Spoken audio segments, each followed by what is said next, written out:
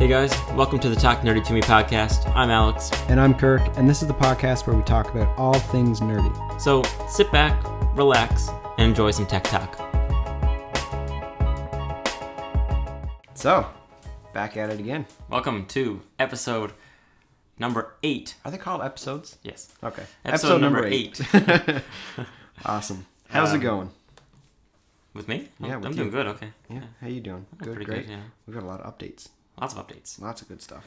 We're going to start, naturally, since Google had an event last week, we're going to start with that event, talk a little bit about what they announced. Yeah. Biggest thing being, of course, the Google Pixel 3. That's right. That is it. And the Pixel 3 XL. Yep. With that long notch. Long notch. Yeah, so the notch is here to stay. It's official. Everyone's involved besides Samsung, not Sony. Yeah. Is Sony making any phones anymore? Probably not. No, probably not. Yeah. But like HTC. Well, they might be making phones for somebody else because like HTC made the Google Pixel 3. That's true. Right? Yep. So it could be the same sort of thing. HTC's not really doing their own thing anymore. They're just making other people's phones. Yep. So cool, which works for them. I mean, I remember Huawei made the Nexus 6P. That was my first one. Yeah. That was my first inkling of Huawei, and it was pretty sweet. I like it. Yeah. Sure. Yeah. The Google Pixel 3. So it was a very not a very well kept secret. No, we had no idea it was coming out. No, didn't think there was a new Google Pixel coming out at all. Definitely never thought it was going to have a big notch in the screen. No. We knew that how many months ago? When the first reviews came out, months before it was released. Yep. Right. Reviews from these Asian videos are coming out. Like it was. Yeah, it's pretty crazy. That was the biggest leak. It was ridiculous. This is the worst kept secret ever. Literally the worst ever. Yep. But anyway, yeah. So it kind of seems like small updates over last year's model. Yeah, we're kind of at this point where it's like stagnant in the phone market. Nothing really crazy is coming out. I mean, obviously they put in new chipsets and stuff like that. So you got Snapdragon 845. They only went with 4 gigs of RAM, which is what Apple does too. Yeah. But you look at Apple and so well built together, so they don't have to worry about it. But like Android One, I guess Android One is not what you would call this. It's just stock Android. Yeah, it's pretty good. Like it's miles better than anything else that has bloatware and whatever else. Oh yeah, stacked on top of it and like so it's going to perform as good, but is it really comparable to say 4 gigs of RAM in an iPhone to 4 gigs of RAM in any Android phone? Yeah, is it optimized that way? That's actually that's something to question. Yeah. But it's 4 gigs in a phone. I mean, it's a phone. It's true. How hard can you push it? You can push it pretty hard, I tell you. Yeah, I know the old iPhone is that actually still worked pretty good before it died, and that was like years later. So yeah, but yeah, it's curious. That'd be a cool little comparison. Yeah, and of course they got now same thing too. They've only got a 64 and a 128 gig option. They don't have a bigger option. However, of course, with Google Pixel, you have Google Photos for photo storage, which is generally a pretty big one. Infinite photo storage, provided it's compressed a little. Yeah. If it's uncompressed, then it's not infinite. Yeah. So it does go towards your cap. Yeah. But Google has that option so then I guess they don't really need to go with the bigger storage options. And also, I know every Google device I think you buy, I could be mistaken, but I'm pretty sure for me, every time I buy a Google device, I get more storage added on. So it builds up pretty quickly. I mean, I have like 100 gigs and I've never paid for it. So. Right. Yeah. If you just get a few devices. Yeah, so it comes in starting at $799 US. Yeah, which is $200 less than most of the. Absolutely, phones. I mean, put it in Canadian pesos. We're at $1099.99 Canadian. Yeah. And the iPhone XS is $1379.99. Yeah. So it's a couple $100. It's significant. Definitely. Right. And of course that compares then same sort of thing to like the Galaxy Note 9 stuff like that. More comparable pricing to the iPhone XS. Absolutely. And then another more curious thing that I just discovered, if you go onto a carrier's website, if you're planning on putting it on a contract and not buying it flat out, the iPhone XS is significantly more expensive. It's like on Bell's network currently $500 on a 2-year contract versus $99.99 for the Pixel on a 2-year contract. Big difference. Yeah, huge difference. It makes me wonder what kind of subsidization is going on there, how that actually works with the companies. Yeah, I'm not sure how all that works, Anyway, so I guess we'll get into the rest of the event because there's not a whole lot to talk about the Pixel in reality. Nope, it's been discussed. It's been discussed, and it's so much like last year's. Just, the addition of that huge notch. And, okay, I want to get this out of the way first, though. I was like, I don't mind the notch. I don't mind the notch. I don't mind notches. I mean, you use an iPhone X. I don't mind the notch. You have no choice but to. I don't notice it, right? No. But this notch is huge. It's a big notch, it's especially it's a on deep the XL. notch. Yeah. Right. Well, the regular Pixel 3 doesn't have the notch at all. No. Oh yeah, it's true. Yeah, the XL got the notch, and it's a deep notch. Like, it comes down long ways. Yeah. And then it's still got this big chin on it. And that's what Google hasn't been able to do it. Yeah. Away with it. And then on the regular Pixel, they got the chin and the forehead. Yeah. So, which is so I don't know why Google can't get away from that, like all the other manufacturers who are making pretty well bezel-less phones, right? Yeah. In like my Huawei P20 Lite. So my one complaint about that, and I'm sure that other phones do it a little better, but having no bezels at all makes it halfway difficult to not hit the screen by accident. So yeah, but I guess I don't know. It's pretty good. I think phones have just they're at a point now where we haven't seen any huge leaps forward.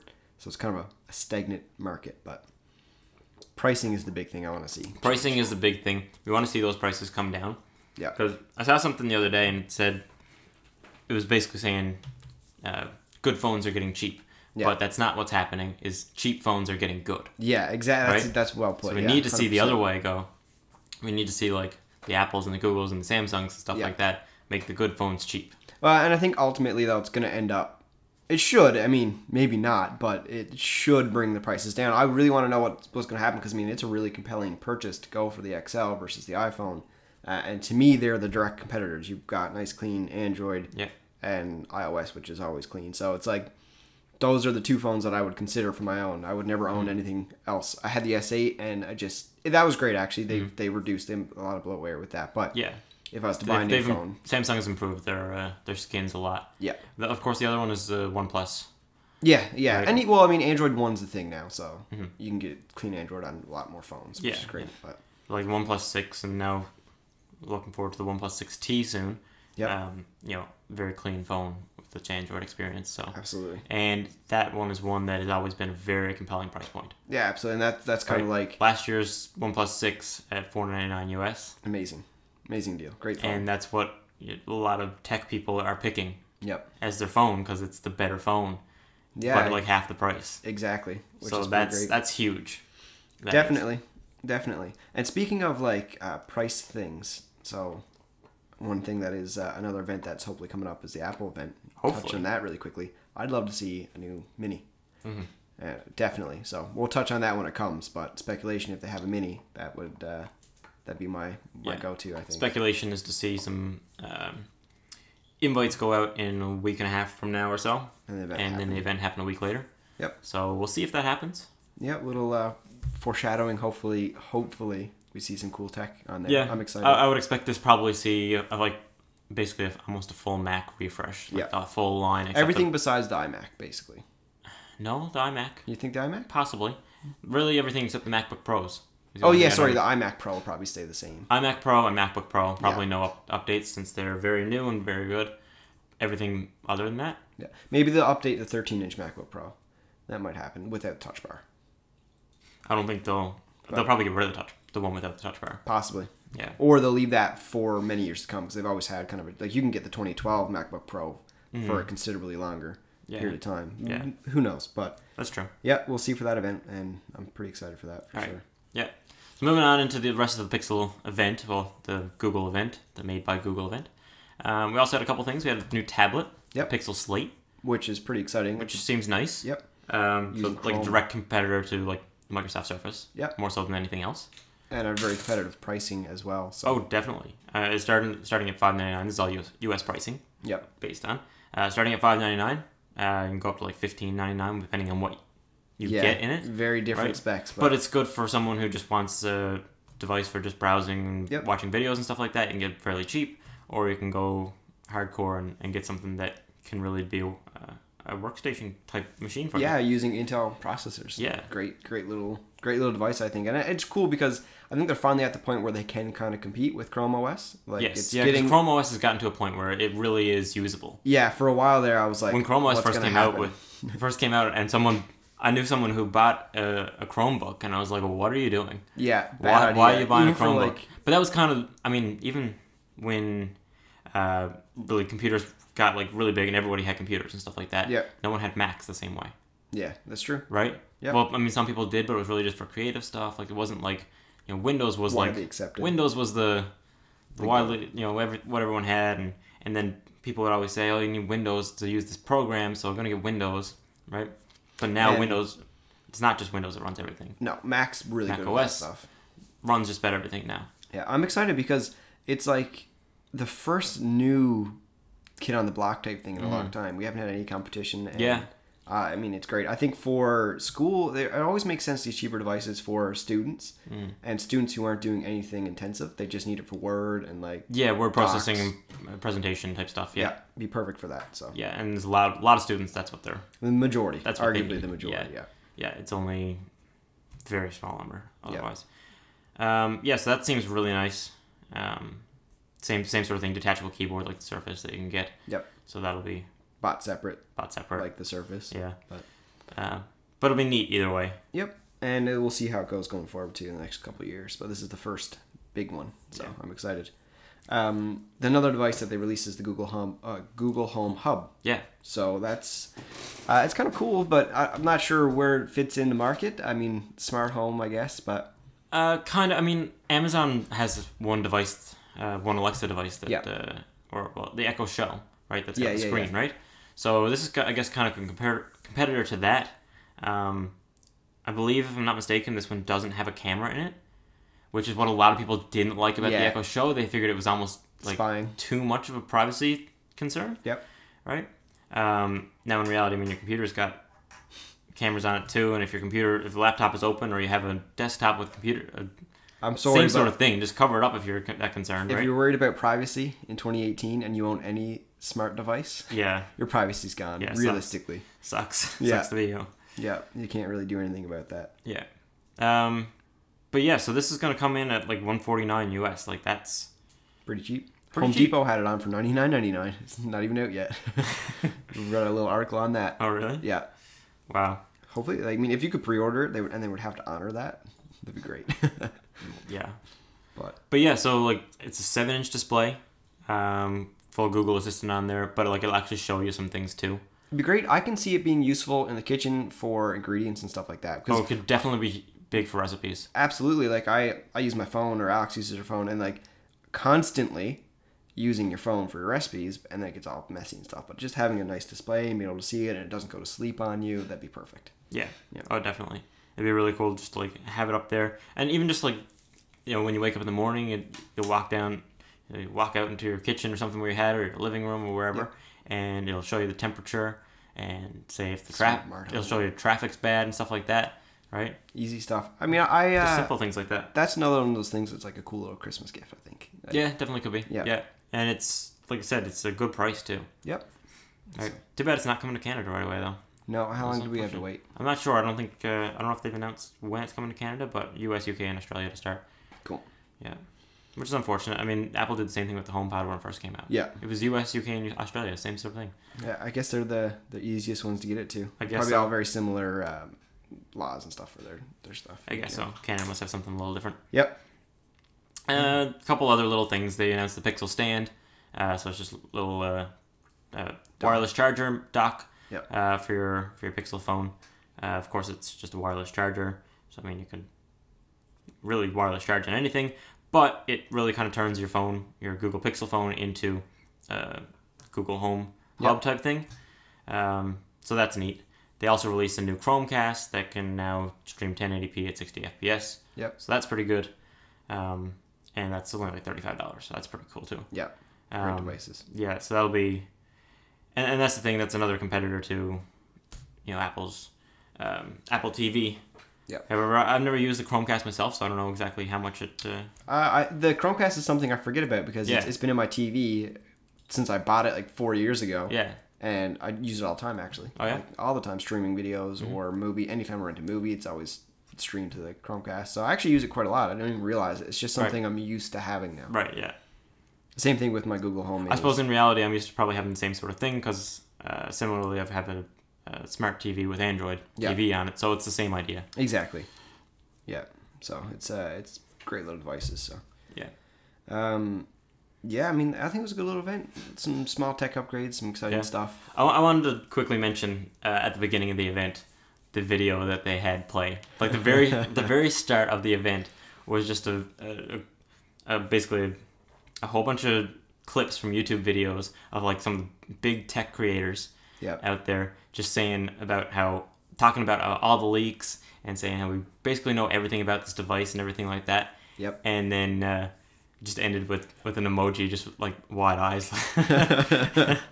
It was great. So it was funny. It was cool that they actually recognized that everything was leaked. Everything was leaked, and they knew it. They could just go home. I also liked videos after where people saying this is how it should have gone, and they just clipped the whole thing together into like 30 seconds. Yeah. Not even. It was just like, so thank you for coming. Here they are. You already know. Stay tuned for some hands-on and demos. Yeah. Okay, bye. Yeah, that's pretty much all that was great, and that's all that was needed because everyone knew everything about that device. However, of course, the other devices were a little different. Yeah, I didn't really know a whole lot. They were expected in a way, but yeah, weren't in the forefront, so not everybody gets to see that. No, yeah. Yeah, great event, and so next event coming up is going to be the Apple one. We'll hopefully stay tuned for that. I'm really excited for that one, so we'll see what comes of that. And in other big exciting news, our first paid work promotion. Yours. Well, ours. Well, it's promoting KABN Media. So actually, we haven't really talked about this because we mentioned it a couple of times, just how our whole media company stuff like that. Yep. But we haven't really got into it. So along with starting a podcast, we've started a full-blown media company as well. Yep. We're yet to do any full work, but that is coming this coming week. Yeah, first time. And I mean, it just kind of fell into my lap. Yeah, but we just got really lucky with it, but super exciting. And it's great. And the great thing about it falling to our lap is it puts us on like hyperdrive to just get stuff done. Yeah, just get it done, because now we've got a list of a few things that have needed to be done. Now they need to be done. They needed to be done by like Wednesday, and it's a lot. We have a couple days to finish everything, and I mean, with work and stuff like that, hard to do. It's hard to do, but we just gotta get it done. So we gotta shoot some stuff today. Yep. For video and everything, and get some promotional stuff together. Absolutely. I finally have my first video finished pretty well. I've got another minute of video on it just to put the outro on. That's mostly your personal stuff. Yeah. So like the whole last week really has been very productive. Yeah, very useful. Getting stuff together. Yeah. So yeah, we've built that company. It's called KABN Media, KABN Media. Old school name. Yeah, old school name there's a long backstory behind it involving school group that we were in university. Yep. For all kinds of stuff. Yep. But anyway, that's pretty neat. Yeah, I'm excited. Like it's kind of terrifying actually. It's really scary. I'm like, I have to go in and talk to people and tell them that I can do this kind of service for them. Yep. And someone's going to expect me to do something I'm for them. Okay, let's do it. Let's go. I can do it. Sure, I've done this before.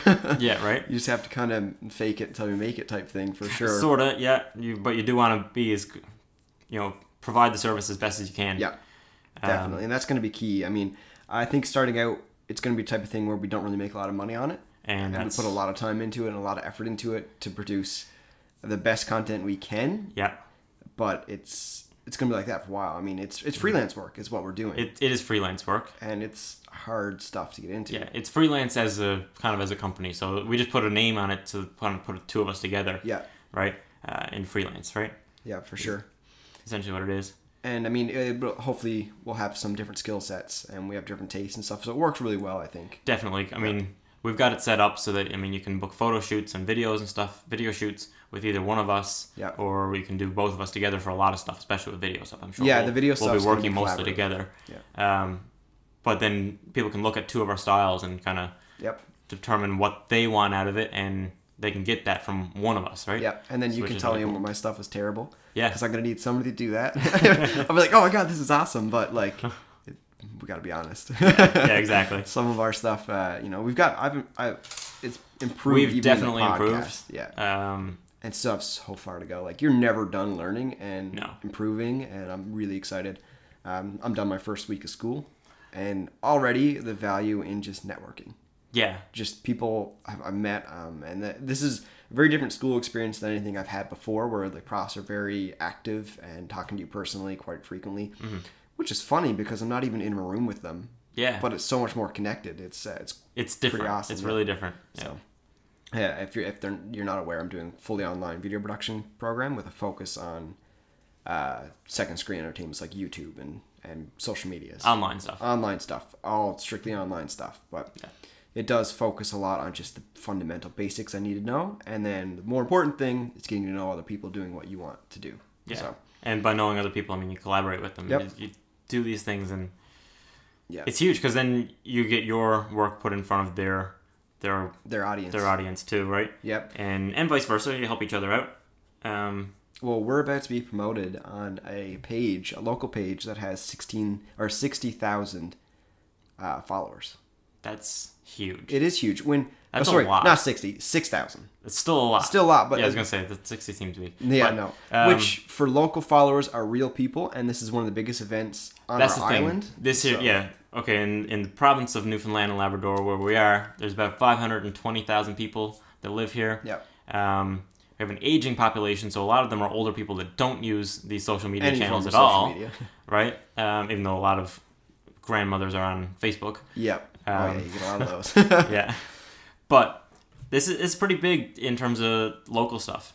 Yep. That's for sure. Absolutely. So, and it's not just that either. Just this whole event is a pretty big event in the province, especially here, in St. John's area. Yeah, and it can lead to a lot of other work. Definitely. And even just with... Actually, this particular time of year and what this event is, this is a Christmas event. Yep. Right? You know what people are looking for around Christmas time? Stuff. Christmas photos. Exactly. For Christmas cards. Exactly. Looking for all kinds of... I mean, photography is going to be the easiest thing to sell at this event for sure. Absolutely. And that's what I'm doing at the event. And we're just taking Christmas photos the whole time. Yeah. But that's going to get us the experience of working with people. It's going to get us a bit of a portfolio, and then it's also going to get us contact information and potential other customers. Yeah. So everything's being done via email. Hopefully, get a bit of email capture, some business end stuff that will help accelerate our growth as we go forward, which is kind of terrifying. It's very, but such a huge opportunity to really jump into it. It's a big opportunity. Yeah. And, going forward, hopefully there'll be a lot more of this. Yeah, there definitely could be. Yep. And there's definitely opportunity for it. There. Yeah, it might be a while before we get paid, but... Well, we're getting paid, but it'll be a while before we actually really make money. Yeah, really make some more that... Because this is kind of... I mean, you got to take that money and put it into other stuff, too. Yeah, there's a lot more stuff. So. Equipment, gear, tools, advertising, all kinds of stuff that goes into it. Yeah, well, I mean, it's just like business cards and everything. Just like the we need business cards by Wednesday. Yeah, we need business cards by Wednesday, so we'll get on that. Yeah, Vistaprint. Yeah, but all of this came up because of a totally irrelevant event where I used to work. I used to work in retail as a manager, and this is my old boss, the old owner of it. And it's connections like that you make, and doing anything you do. It doesn't necessarily have to be towards your end goal. Mm-hmm. But everything you've done or are doing, whether it be in school or work or any past experiences and people you've met, could mean business in the future. Absolutely. Not just business, but like long-term relationships with customers and people who need your services. Maybe they don't need your services, but they trust you enough to be willing to try your services or just recommend your services to somebody else. Absolutely. And right? They have connections, especially people who have been a part of local business. Very, very much so, local business is a huge part of our economy and the way people think. Yep. People here are big on local businesses. Yeah, huge on local. And I mean, even our car commercials are totally local. There's all the local dealerships and stuff that have their own car commercials that are based fully on our humor and our local humor and local traditions and things like that. Yeah, so for us here, this is huge. Super excited, super terrified, and a perfect example of how everything you do really matters. Mm-hmm. It really does. Yeah. So be sure to, obviously, I'm going to plug the whole company here. KABNmedia.com, KABN Media, MEDIA.com. Check it out. Check that out. And, of course, on social media, at KABN Media, on Twitter and Instagram. And we're also on YouTube, KABN Media. We don't have the youtube.com/KABN Media yet. That'll come. But, of course, all those links are on the website, too. So be sure to check that out if you're either interested in what we're doing at all. Yeah, and give us some feedback too. Yeah. I mean, negative, positive, doesn't matter. Feedback's so important. Yeah, I mean the website's basically built out now, so like go check it out and Yep. and give us some feedback here and like tell us like, do you think it's good? I mean, you use the contact form on the website and tell us that our website sucks. It's cool. I'm perfectly happy with that. Any kind of feedback is great feedback. Yeah. So, but it the feeling of committing to something is it's a scary feeling and it's hard and it is something that I've dealt with in everything that I do. Really, I mean, I've wanted to make YouTube videos and content for such a long time. But the commitment and like the fear of it, is it going to be good enough? Is it going to be good enough? What are people going to think? And right? As much as like, who cares what people think? You do. No matter what you do, you care to a small extent. Yep. Even if you don't care. You can pretend you don't care, but it matters. Yeah, it does. I mean, like I don't care if people, think it's weird that I make YouTube videos or something like that. But I mean, because I enjoy making them. Yeah. But I know there's certain people that would be like, "What are you doing?" Like, and then I'm like, and I just don't like that feeling. It's like I want to have a good relationship with that person. And I feel like, that might not be the case if they think it's weird or something, right? Yeah, absolutely. So getting over that is. And I think the fear of failure, when you want something so bad, it's harder to start because once you start, is it going to work? And it might fail. If it does, at least you've tried it. Big with this is like, will this work? Can we get business? Yeah, can we succeed with this? Can this be successful? Right? Yeah, absolutely. But like you said, I think this is a good time to get into it. Right, especially when it comes to the photography stuff. I think that's going to be probably our bread and butter is photography. Yeah, right now for sure. Right now, I've got some ideas like some tourism stuff. Again, that's really big here. So yeah, and nobody's really offering like photo tourism. So yeah, stuff like that. Just simple things that get you in front of people's eyes, and you get to help somebody and provide a service with them, and then hopefully build a clientele and a base. So, yeah, absolutely, definitely. Well, I'm excited. Yeah, me too. Very, very, very excited. And this is podcast number 8. This is getting closer to that 20 mark. We are, and hopefully it's improving. So we'll see. I don't know if it's really improved a whole lot in the past couple. No, because we kind of got it figured out. I think. I mean, I don't look like I'm not looking everywhere. That's true. You've kind of improved your presence. Yep. Yeah, and I guess the last couple we've been using the same camera setup, so pretty good there. But yeah, I think the big theme is we just had to do it. Yeah. Just start. So cliche, but just start. Just do it. Yeah.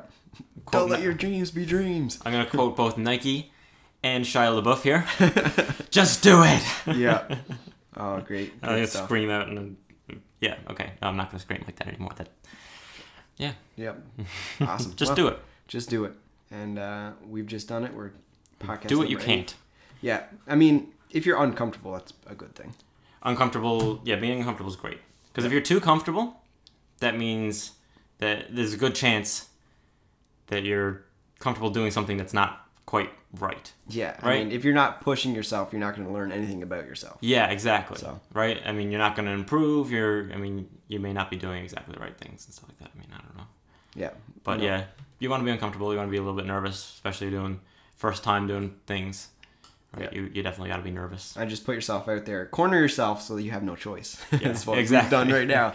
Yeah. And we'll let you guys know how it goes in the next podcast. Oh, next podcast is going to be... I'll either be crying or very happy. Yeah. But we'll talk about it. It's a very important It's discussion. huge. Like, this is a great way for us to network and promote ourselves. So and a fantastic experience. So we'll share that with whoever's listening. Yeah. If you are listening, thank you. Thank you for listening. That's about it for this podcast. All right. Until next time. Peace, Peace, guys. Peace out.